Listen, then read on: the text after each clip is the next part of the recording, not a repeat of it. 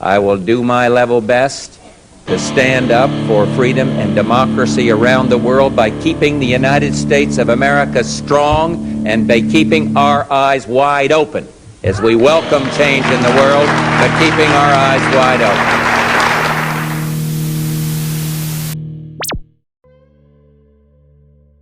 Starting with a passage from Joseph Trento's Prelude to Terror.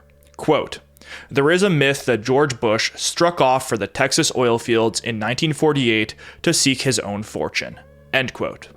The important word here being myth, as Bush's success in the oil industry seemed to have very little to do with his abilities and much more to do with his familial connections. As I previously mentioned, Poppy Bush went straight from Yale to a job with his adoptive uncle Neil Mallon at the oil drill part company Dresser Industries. A company, of course, owned by his father Prescott Bush's firm, Brown Brothers Harriman. From there, almost immediately, Bush was sent to Odessa, Texas, a medium-sized boomtown in West Texas as a company representative. The Skull and Bones graduate, WASP Blue Blood, was entering the Lone Star State, the red-blooded capital of American cowboy country. A world that, much like his own, operated on a system of elite cliques and money, but with different rules and different priorities than the Brahmin circles of Yale and Wall Street. With his migration to Texas in the late 40s, Bush embodied the first of many roles throughout his lengthy career, as an emissary or an ambassador of sorts, from the established white shoe circles of the Northeast towards the emerging wildcatter cowboy circles of the Southwest. Bush would become the most prominent transplant cowboy, and he would by all accounts be quite successful in this first role. Texas had, since the turn of the century, become a critical economic powerhouse to the United States, due to its vast and seemingly endless reserve of critical oil and gas resources. Robert Bryce, in his book Cronies, describes Texas as America's superstate in the second half of the 20th century. By all metrics, Texas became an increasingly dominant political force on the national stage. By the time Bush ventured out in 1948, Texas had become synonymous with one thing: oil. First, it was in the east of the state in the late 1800s, where the first oil fields were developed. These remained relatively small compared to the future developments.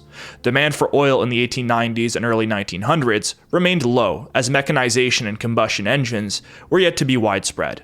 Then, everything changed with the discovery of the Permian Basin in West Texas, a significant oil field tapped first in the late 1910s and throughout the subsequent century. This massive oil field, centered on Odessa, where Bush first established himself in Texas, and later Midland, where he'd resettle in the mid-50s, would quickly push Texas as the main U.S. producer of oil in the early combustion age. As the century progressed, the demand for oil continued to skyrocket as combustion engines proliferated to every aspect of modern life. Then, on October 30th, 1930, after several failed crowd-funded attempts, a man known as Marion Dad Joyner struck oil in what would become known as the East Texas oil field. As described by Robert Bryce, quote, "The East Texas field was an anomaly. The most experienced oil men in the world hadn't seen anything like it. The field was different from all the others that came before in two critical respects: size and ownership." End quote. Size-wise, the East Texas oil field contained an amazing 5.5 billion barrels of unprecedentedly clean crude oil, according to Bryce, equivalent to as much as a third of all the crude that had been produced in the US up to that time. It would be the oil of East Texas that would help power the U.S. war machine during the Second World War. And it is the sweet crude of East Texas that would power the post-war oil boom, with the advent of mass car ownership and the development of the interstate highway system eventually under Eisenhower. But maybe most importantly, the East Texas oil field became inherently linked to the U.S.'s energy independence as the country's major source of domestic crude during the early Cold War. East Texas, once a region dominated by unpromising marshland, comparable to the bayous of neighboring Louisiana, emerged in the mid-20th century as the cornerstone of American energy production and oil independence. Inevitably, the East Texas oil field would elevate a new cohort of millionaires and billionaires completely distinct from the big business interests of the Northeast. You see, up to this point in the early 30s, oil exploration and development had been largely undertaken by the oil majors.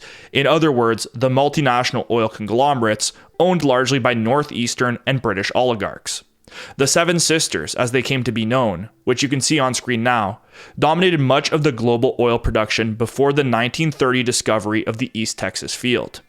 The oil in East Texas was different. It resembled Arabian crude, clean and almost ready to go into an engine right out of the ground. Yet unlike Saudi crude, East Texas crude was extracted in America's backyard, not halfway across the world in the Middle East. Accordingly, a caste of southern businessmen turned so-called wildcatters quickly began to buy up all the mineral rights to the emerging field, putting newly formed oil independents in control of the most significant and productive domestic source of oil in the United States.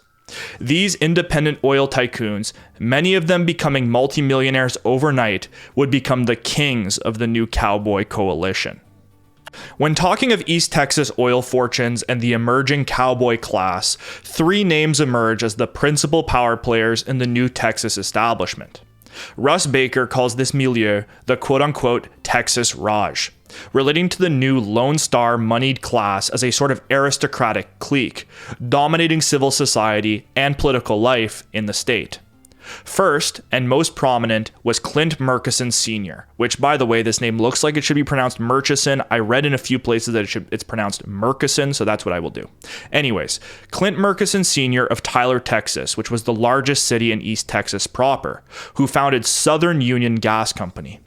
As one of the first oil developers to hit the East Texas patch, Murchison quickly amassed a substantial fortune, which was then parlayed into significant political influence, firstly in Texas and later in Washington, D.C. Murchison was the national face of the new Texas Raj, an ostensibly decent businessman who was a longtime supporter of Texas Democrats. Texas politics were somewhat of an aberration, especially during this period. Often, party lines did not exist or were barely distinguishable. Party allegiances changed drastically in the Lone Star State, and ideological differences were often overshadowed by positions on very specific key issues. Clint Murchison exemplified this tendency to support both sides of the American duopoly, to ensure support regardless of who ultimately won the election in question. According to Anthony Summers, Murchison was a typical Democrat until the late 40s, when President Harry Truman began to criticize the crown jewel of Texas political issues, the oil depletion allowance. The federal oil depletion allowance had been a gift from Washington to the domestic oil producers since its inception in 1913. The allowance represented the most prominent tax break to the oil independence of Texas. Originally set at a meager 5%, in 1927, the allowance was increased to 27.5%, which is where it stood until 1969. To critics, mostly Yankee interests in the Northeast, the oil depletion allowance was a blatant handout to the emergent domestic oil producers of Texas and the Southwest, allowing these moneyed interests to deduct up to 27.5% of the income from their wells from their federal income taxes due to the ostensible depreciation of their assets, here being the East Texas oil field shared by all these independents. Maybe most surprisingly as well, this allowance could actually be applied to foreign oil wells as well, as long as the company was incorporated in the United States. To the independent oil men of East Texas, the oil depletion allowance was seen as their divine right, as the tax relief was built into their profit structure. And as Texas cemented itself as the cornerstone of American energy independence into the 40s and 50s, the cowboy elites gained additional leverage to ensure that the allowance would remain in place, despite outcry from the rest of the country.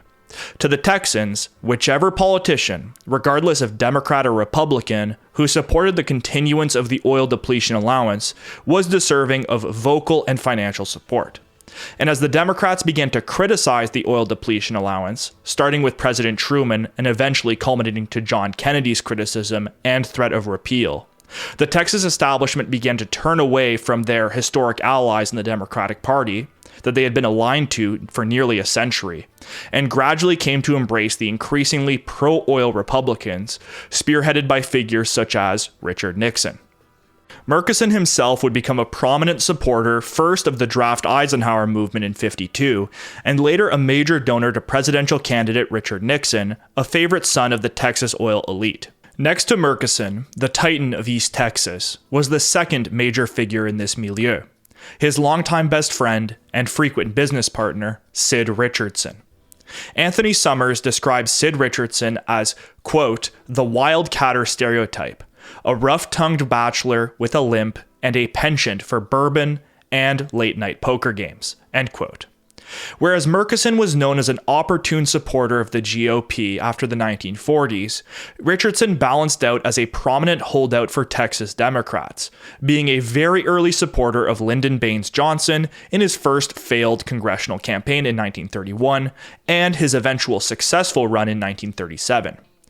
Richardson would also help elevate LBJ's early political fixer, bagman, and protege, future Texas Governor John Connally, who would eventually, according to the Warren Commission anyways, be hit by the same magic bullet that hit President Kennedy while riding in front of him in the convertible motorcade in Dallas on November 22, 1963.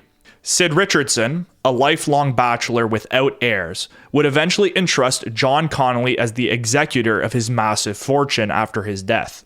Murchison and Richardson embodied the Texas wildcatter spirit, but were also seen, at least on the surface, as respectable and stand-up businessmen to the rest of the country. The third Texas cowboy was not seen in the same light, despite being the first of the big three to arrive on the East Texas oil field, and arguably the richest and most successful of his bunch. Haroldson Lafayette Hunt Jr., known more commonly as H.L. Hunt, was originally born in Illinois, but settled firstly in Arkansas, where he was said to have run cotton plantations. After a devastating flood and the hardships of the Great Depression, legend has it that Hunt turned his last $100 into over $100,000 at poker tables in New Orleans. That's the myth anyways. This origin story has been disputed. What is undeniable, however, is that Hunt made a timely investment in the newly discovered East Texas oil field, buying the original plots of land owned by Marion Dad Joyner, the first man to discover oil in the rich basin. By the time Joyner discovered the oil wealth under his land, he was flat broke and owed significant debt to his early patrons. This is where H.L. Hunt, fresh off his alleged poker winnings, swooped in and offered a lifeline to Joyner. According to Bryce again, Hunt somehow convinced Joyner to accept $1.3 million for his interests in East Texas. As he puts it, quote, the biggest theft since the invention of slot machines, end quote. Hunt somehow got Joyner to accept $30,000 in cash up front, with the rest to be paid in royalties of future production. From there, with the most productive lands in the East Texas oil field, Hunt would become one of the richest men in Texas and the country, amassing a fortune estimated to be between $2 to $3 billion at the time of his death. To this day, the Hunt Oil Company remains one of the largest independent oil companies in the United States and across the globe. Hunt was notably the most ideological of the three titans of East Texas oil. An outspoken anti-communist and a vocal segregationist, Hunt publicly spread his vast fortune across a constellation of seemingly independent activist organizations and eventually even nativist militia groups across the country. This positioned the elder Hunt as one of the most prominent supporters of the segregationist and anti-communist cause. To many, H.L. Hunt was an unrepentant fascist. And as we track his support for causes such as the ultra-racist Minutemen militia and the disgraced General Edwin Walker's violent segregationist activism in the upcoming parts of this series, we will see that these accusations were not unfounded. Beyond his extreme political activism, Hunt was also a bigamist, having 3 wives simultaneously at one point. H.L.'s questionable marital habits led to him siring 15 children by 3 women, many of whom continued the father's legacy. Most notably, his son Nelson Bunker Hunt would eventually emerge as a prominent private backer of the Contra death squads in Central America in the 70s and 80s. His other son, Lamar Hunt, interestingly went on to create the Kansas City Chiefs football franchise, which is owned to this day by H.L. Hunt's grandson, Clark Hunt. Interestingly as well, Clint Murchison's son, Clint Murchison Jr., would also found the Dallas Cowboys franchise, placing these wildcatting billionaires as central players in the early development of the future NFL, especially in the Southwest. Now, although H.L. Hunt was the public face of cowboy excess compared to Murchison and Richardson's squeaky clean public persona, as we will see, he was by no means the only one of these three that got his hands dirty in the increasingly militant environment of the post-war Gulf Coast. The independent oil cowboys amassed incredible fortunes during the war and into the early Cold War, but were largely excluded from the Northeastern intelligence boom and the Yankee-dominated CIA. Therefore, they began to set up their own interconnected network of influence within their state and beyond. This network eventually crystallized into a veritable private intelligence network, and this was the world that a 24-year-old George H.W. Bush entered in 1948, with his first job at Uncle Neil's Dresser Industries. Besides a short stint allegedly on quote-unquote training at dresser plants in California sometime in the early 1950s, Bush would remain a mainstay of the Texas circuit for the next decade and a half, quickly integrating himself into the Raj. Uncle Neil Mallon, the head of Dresser Industries, would also tag along, helping his adopted nephew in forming contacts in the new setting. During his early days in Texas, it is unclear whether Bush was even overtly aware that he was likely being used by the CIA as an intelligence asset. Because you see, the oil industry would become completely synonymous with intelligence throughout the Cold War. Oil executives, with their jet-setting lifestyle, business cover, and packed itineraries, made perfect assets for spy agencies. Bush, a young upstart from a prominent East Coast family, fit the mold of a perfect asset for the agency. His actions in Texas reflected this. In 1948, immediately after arriving in his new home in the Lone Star State, Bush reportedly escorted a Yugoslav oil executive through Dallas, showing him the sights and making him feel at home. This was all while the Tito-Soviet split was underway, seeing Yugoslavia emerge as a key non-aligned power, open to courting by the U.S. His boss, Neil Mallon, would also found the Dallas Council on World Affairs in 1951, where he likely introduced Bush to the rich expat community in the oil-rich quarters of Dallas. Most prominent of the emigre groups in Dallas were the Texas Russians, a group of wealthy Russian exiles that had begun to establish themselves in the United States after the October Revolution of 1917, and continued to trickle in throughout the first half of the 20th century. These anti-communist white Russian oil executives, geologists, engineers, and surveyors brought their expertise to the oil state of Texas and formed a genuinely powerful exile community. In 1952, a new member joined their ranks, a man who at the time was fairly unknown, but would a little over a decade later be brought to the national spotlight for he and his wife's close friendship with the alleged killer of JFK, Lee Harvey Oswald. That man was George DeMohrenschildt. From an aristocratic German-Russian family, George DeMohrenschildt's clan had been intimately connected with intelligence circles dating back to at least World War I. His uncle Ferdinand was one of Tsar Nicholas's ambassadors to Washington during the Great War, urging the Wilson administration to join the conflict. Russ Baker notes that during this time, Wilson's Secretary of State was Robert Lansing, who was Allen and John Foster Dulles' uncle by marriage. The Dulles brothers would of course become key figures during the Eisenhower presidency when Ferdinand's nephew, George DeMohrenschildt, moved to Dallas in 1952, where he would befriend a young George H.W. Bush. Interestingly, Bush was already acquainted with the DeMohrenschildt family through the Russian George's much older brother, Dimitri von Mohrenshildt. Also based in the US, Dimitri had emigrated in the 1920s from Russia. It is likely through Dimitri that the CIA was introduced to his brother George, as the elder brother was a longtime Western intelligence asset. Dimitri enrolled at Yale after arriving in the United States, as previously mentioned, a hotbed for spy recruitment. He would then, after graduating, quickly become a teacher at the prestigious Loomis boarding school in Connecticut, where he was believed to have taught John D. Rockefeller III and his brother Winthrop. At the Loomis School, he would meet his future wife, Betty Hooker, at that time married to a fellow faculty member, Roland Hooker, from the established Hooker family. Betty and Roland would divorce, and in the 30s, she would remarry the aristocratic Dimitri von Mohrenschildt, and he would adopt her son with her previous husband, a boy named Edward Gordon Hooker. And as it would have it, Edward Gordon Hooker would eventually come to be roommates at the prestigious Andover boarding school with none other than George H.W. Bush. The connection was made. Now, it remains pretty indisputable that Dimitri von Mohrenschildt was used as a U.S. intelligence asset. Fluent in both German and Russian, he was clearly a valuable operator in the upcoming Cold War paradigm. He served in the OSS during World War II and also was named as one of the co-founders of Radio Free Europe, ostensibly a CIA-funded propaganda radio station in Europe, but in reality, a conduit for funds to agency-backed groups across the Gladio networks, also notably a parking lot for hideaway Nazis to escape the heat of the Nuremberg trials and the purported denazification policies of the US occupation government in Western Germany. The funding for Radio Free Europe was done through grassroots efforts across America through a nationwide campaign called the Crusade for Freedom, established originally by General Dwight D. Eisenhower in 1950 before becoming president. This whole project was a blatant cash grab, funneling donations from hardworking Americans directly into the coffers of a CIA front.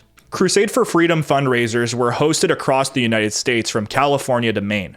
In Dallas, unsurprisingly, the Crusade for Freedom chapter was hosted by none other than Uncle Mallon, young Poppy Bush's boss at Dresser Industries, which funded Dimitri von Mohrenschildt's Radio Free Europe. Dimitri von Mohrenschildt, the elder brother, had followed the tried and true path towards becoming a spy, from an Ivy League school to academia and finally into the OSS. For his brother George, who arrived in the US in 1938, a decade and a half after his brother, the path from expat to intel asset was different and more forward-thinking. Already equipped with a doctoral dissertation titled, quote, "The Economic Influence of the United States on Latin America," George was foreshadowing his future role as an off-the-book CIA asset posing as an oil exec in Latin America. A geologist by trade, George was initially hired by Pantapec Oil Company in the 1940s, an oil and gas company founded in the 20s by William F. Buckley Sr. Buckley's son, of course, was William Buckley Jr., who studied at Yale in the late 40s and early 50s, overlapping with Poppy Bush for a couple of years. The young Buckley was also a Skull and Bones initiate, and would actually go on to serve in the CIA from 1951 to 53 under legendary E. Howard Hunt at the Mexico City station. This was all before William Buckley Jr. rose to national prominence as a conservative commentator and writer, founding the magazine The National Review and the organization Young Americans for Freedom in 1960. He would also host the syndicated television talk show Firing Line for over 30 years. On screen now you can see an interview hosted by Buckley on Firing Line with his former CIA boss E. Howard Hunt after Hunt was released from prison for his involvement in Watergate.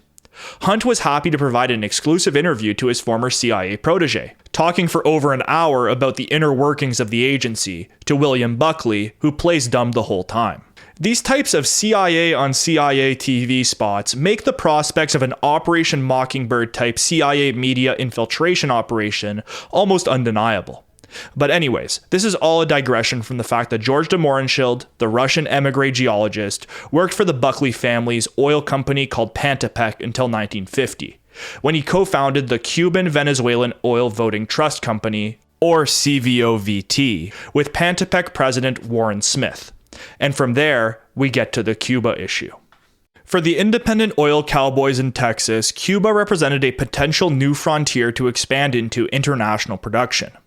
As an emerging bourgeois power center, the Texas Cowboys had largely missed out on the U.S.'s overseas imperial expansion period following the Civil War. It had been the Yankees, in other words, the Rockefellers, Morgans, DuPonts, Mellons, etc., that oversaw the rise of the American empire after the Civil War through overt European-style colonialism and the transition of those colonies towards neo-colonial holdings after World War II. Yankee imperialism was about preserving existing economic relationships that had benefited this American gentry for nearly a century. But by the 1940s, a new faction, the Cowboys, were vying for control of the US foreign apparatus. And these men did not have the same ancestral colonial holdings as their northeastern compatriots.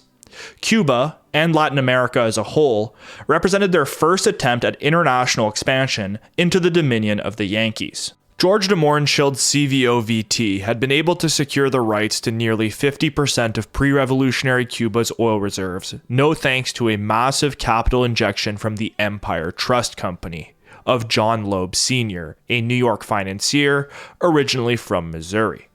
The Empire Trust Company had extended its tentacles firmly into the Dallas milieu.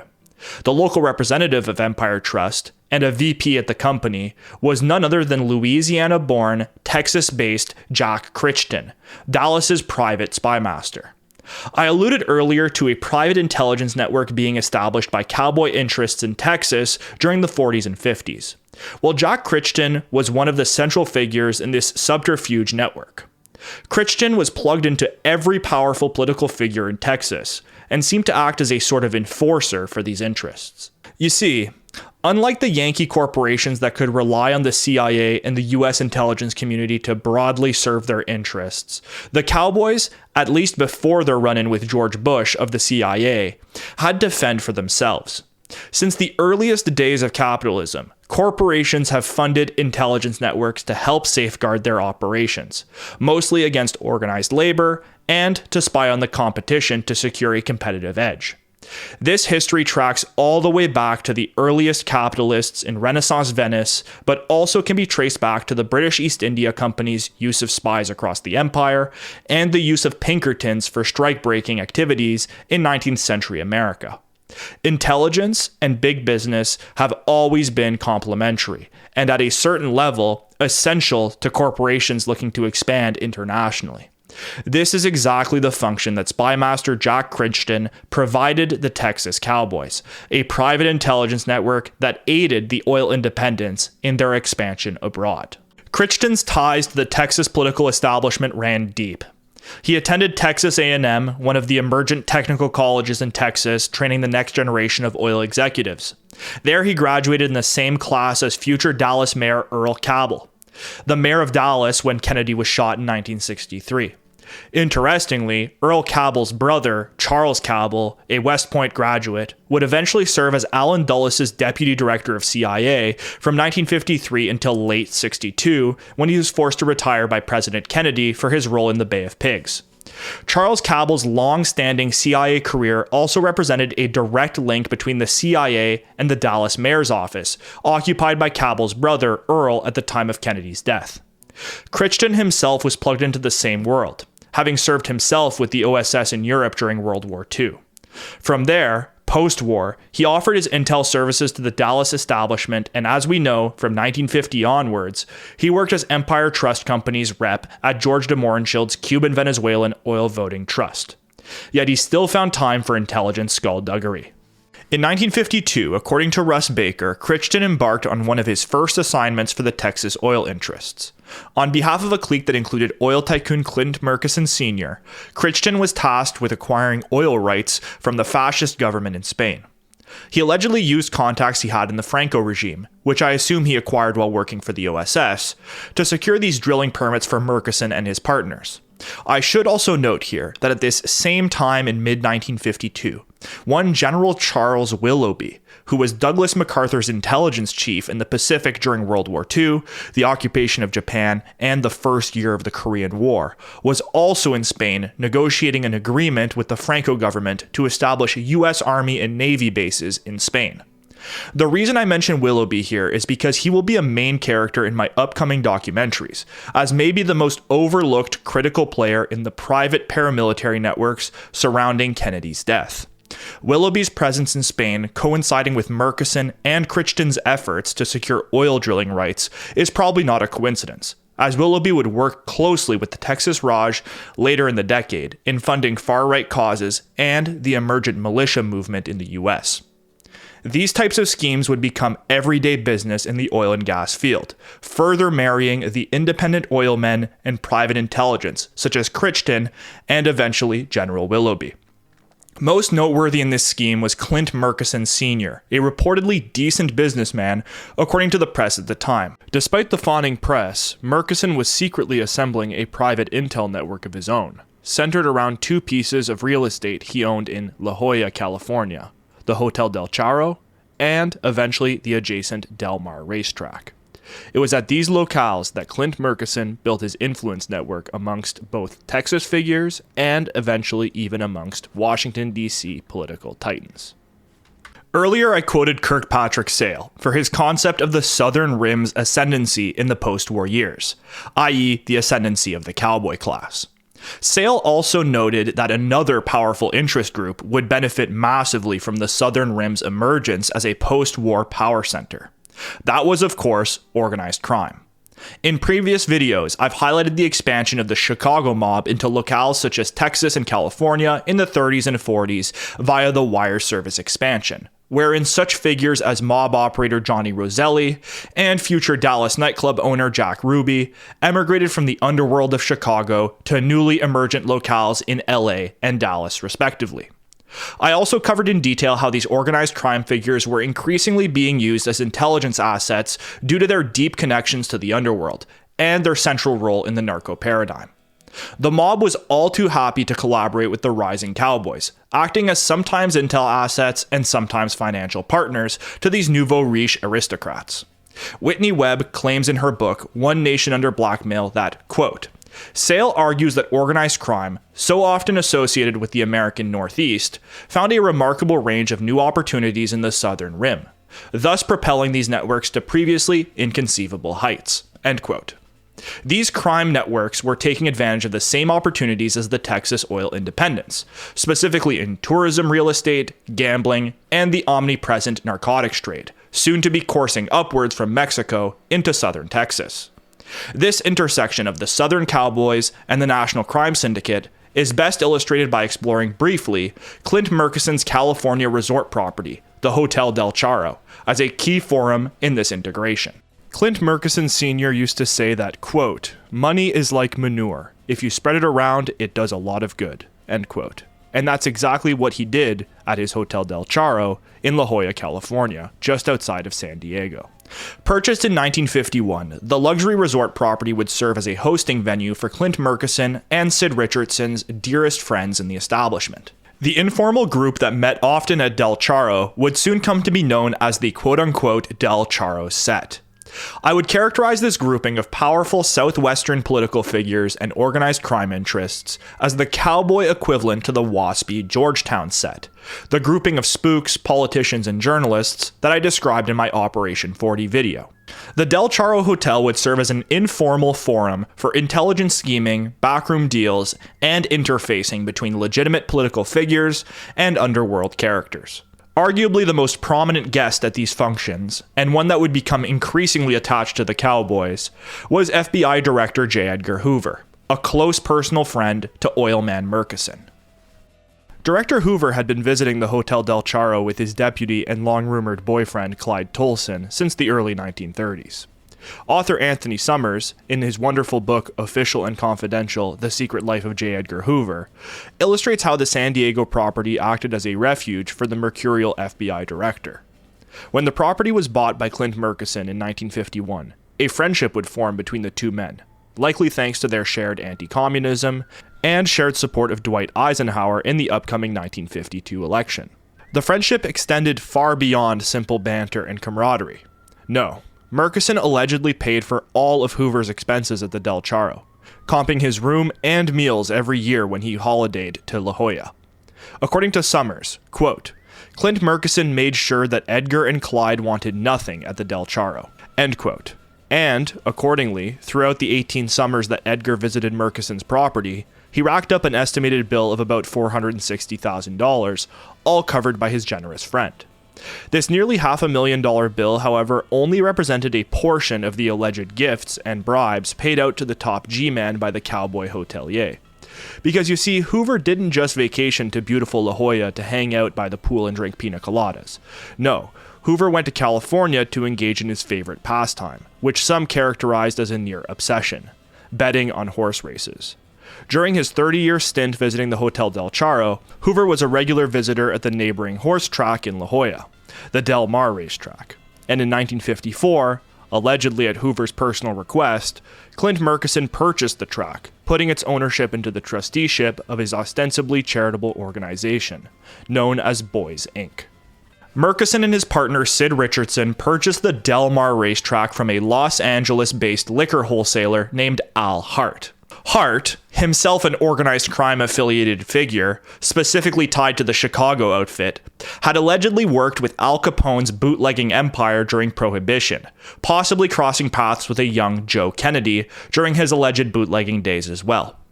Interestingly, both Hart and Joe Kennedy would end up in LA in the 20s and 30s, so maybe there was a connection there, but I have yet to find a substantial one.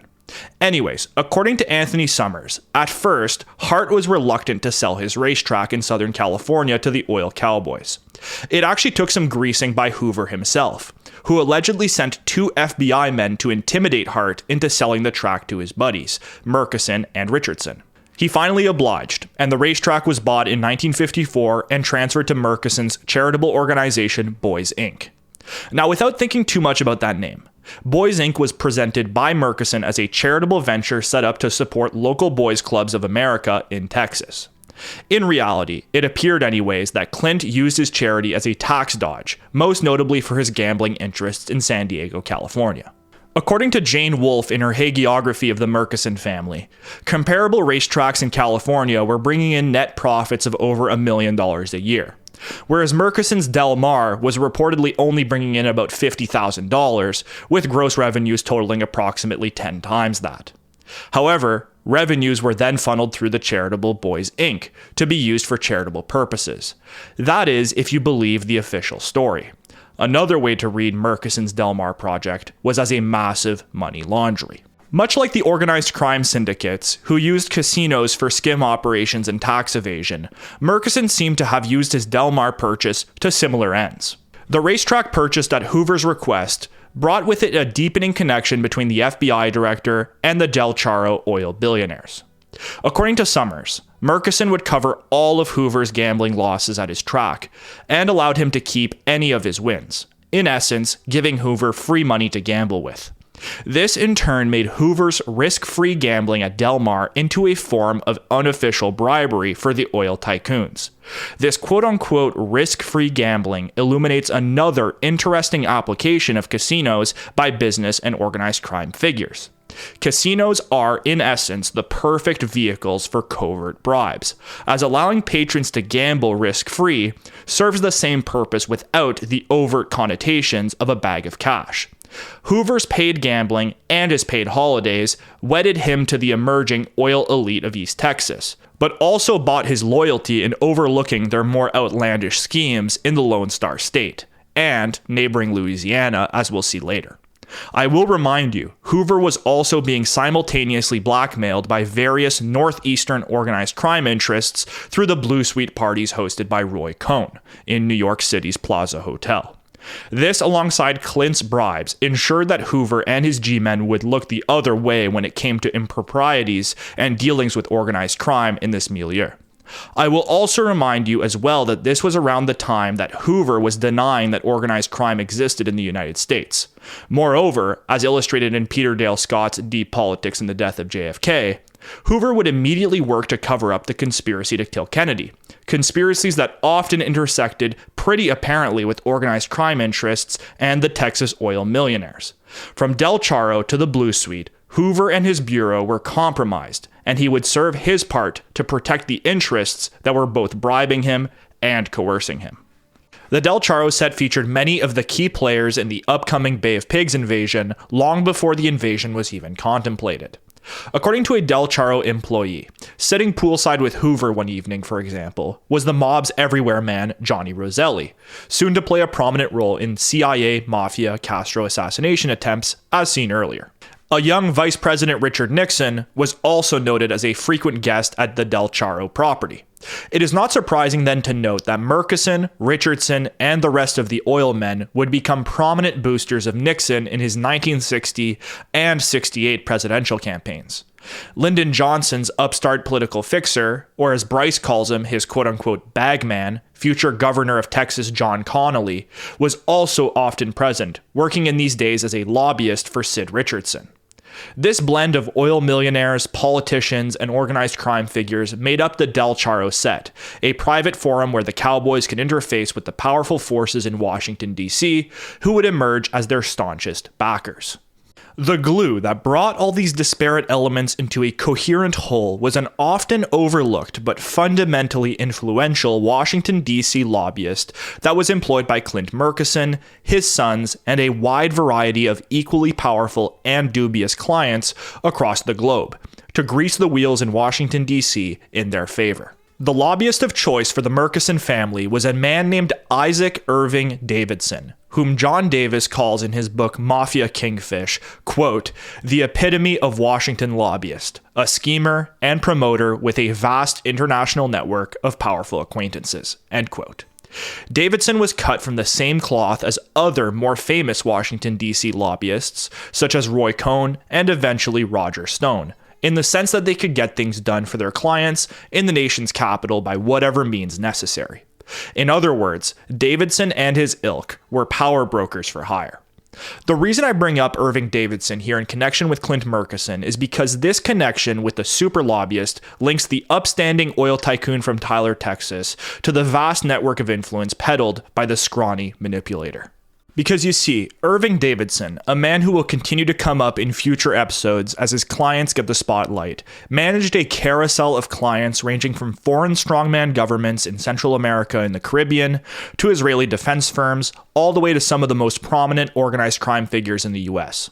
Alongside Clint Murchison and his sons, Davidson's clients were, for example, the Somoza, Duvalier, and Trujillo families, the US-backed dictatorial leaders of Nicaragua, Haiti, and the Dominican Republic, respectively. Davidson also represented New Orleans crime boss, the Mafia Kingfish himself, Carlos Marcello, reportedly a good friend of Murchison's. Davidson would also work tirelessly in the late 60s and early 70s to prove, or at least persuade, the right people of Jimmy Hoffa's innocence when he was sentenced to 13 years imprisonment on counts of conspiracy and mail-in wire fraud for his pillaging of the Teamsters Gold Standard pension fund. John Davis interestingly reports that accordingly, Irv Davidson had worked through Jimmy Hoffa previously to secure a, quote, huge Teamsters pension fund loan to his other client, Texas oil man Clint Murchison. So it's safe to say that old Irv had a personal stake in getting his client and apparent business partner out of prison. On December 23, 1971, Hoffa would, seemingly by magic, be released from prison. President Nixon had given the Teamsters boss an early Christmas gift, and had by chance decided to commute his sentence to time served. Nixon was known to be an acquaintance of Davidson, Hoffa's super lobbyist. I will remind you all here, Nixon was a frequent guest at Murchison's Hotel Del Charro, while the oil man was employing Irving Davidson. It is therefore not far-fetched to speculate that Nixon and Davidson met at Del Charro before he was president, maybe even as far back as the early 60s. He likely had some role in Hoffa's soft sentence, and maybe he was even in contact with President Nixon directly in 1971. It's hard to say.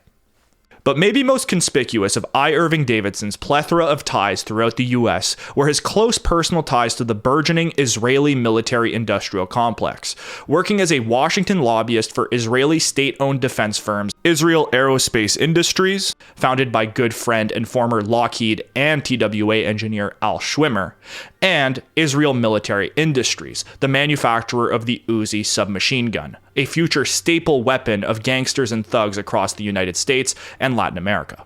According to author Jonathan Marshall in his book Dark Quadrant, Davidson's work for these Israeli firms in Washington, D.C. was more akin to international arms sales than it was to lobbying, most famously brokering the sale of over 100 Israeli-made Staghound armored cars to the brutally repressive Somoza government in Nicaragua. Reportedly, again according to Marshall, Davidson once told Nixon's campaign manager in 1960 that, quote, Israeli military intelligence hopes Nixon would become president, end quote. These deep ties with Israel raise the distinct possibility, and one could say likelihood, that Isaac Irving Davidson was in fact moonlighting as an Israeli spy, either for Mossad or for Israeli military intelligence. But what does all this mean for Clint Murchison and the Del Charro set? Well, what Murchison's close working relationship with Davidson exemplifies is the oil billionaire's sheer reach into Washington, D.C. power politics and beyond, into organized crime circles, Latin American governments, and even potentially into Israel itself. When one hired Davidson, it was clear that they were buying into a secure network that the lobbyist could tap into to help bring business and politics to fruition. Through this network, Murchison and the rest of the Del Charro set gained unique access to a world that was only just opening up to them. To the nouveau riche of East Texas, Irving Davidson was their outlet to the elite reaches of American power. Power that one generation later, under the likes of George H.W. Bush, they would be wielding themselves. But in the 1950s, that was all still a distant goal, and during this same period, the gregarious Poppy Bush was only just emerging from his dresser industry's yoke towards his well-publicized career as an entrepreneuring oil man in the Texas mold. As previously mentioned, his foray into the oil industry after 5 years of doing seemingly nothing related to oil and gas extraction for Dresser Industries appeared to be some sort of a CIA project. On April 10, 1953, months before the agency would overthrow the government of Prime Minister Mohammad Mossadegh in Iran, on behalf of British petroleum interests, the young George Bush met with Allen Dulles and his boss, Uncle Mallon, to discuss a quote-unquote pilot project in the Caribbean. That pilot project appeared to involve Bush's very own oil company, Zapata Petroleum, which he founded only 2 weeks earlier. The northeastern Yankee scion had graduated from his cover job at Dresser to full-fledged cowboy nobility, as Bush and his partners, Hugh and Bill Litkey, the main oil industry experts, John Overby, the local landman, and maybe most importantly, a relatively unknown man named Thomas Devine, founded Zapata Petroleum Company at the end of March 1953. And just like that, Poppy Bush was an independent oil man like Clint Murchison and H.L. Hunt. But before we get into that, one last note on Dresser Industries before I move on. Interestingly, Dresser would remain an independent oil services firm for the next 5 decades, presumably continuing to serve as an intelligence front on the side. In 1998, however, Neil Mallon and Poppy Bush's former employer would succumb to a merger with none other than their main rival, an oil services and defense construction giant you may have heard of called Halliburton. At the time of the merger in 1998, the CEO of Halliburton was none other than former Secretary of Defense in the George H.W. Bush administration and future Vice President under his son George W. Bush, the Lord of Darkness himself, one Dick Cheney. Halliburton had also come to absorb the construction giant Brown & Root in 1962, also from Texas, which had been one of the major supporters of Lyndon Johnson throughout his early political career. We'll get much more into that and the Halliburton octopus in my upcoming video on Lyndon Johnson. I wanted to highlight Dresser's integration into Halliburton to really highlight something critical about Bush's career. If they were loyal to him, Bush kept them around, usually for his whole career. From his CIA days to his time as vice president, all the way to the White House, and even his son's presidency, the same names continued to pop up as Bush elevated his circle of confidence with him. Cheney is but one example, and as we will see, his CIA buddies would also be brought along to the highest echelons of American intelligence and power. But in these early days in 1953, Poppy Bush was not the big fish we know him as today. But he was charting his path to his new oil company, Zapata Petroleum. Hello everyone, and thank you all for watching as always. Please, if you enjoyed today's video, leave a like and a comment down below, letting me know what you thought. It helps a lot with the algorithm. The video you watched today first aired to my Patreon subscribers on October 26th, 2024.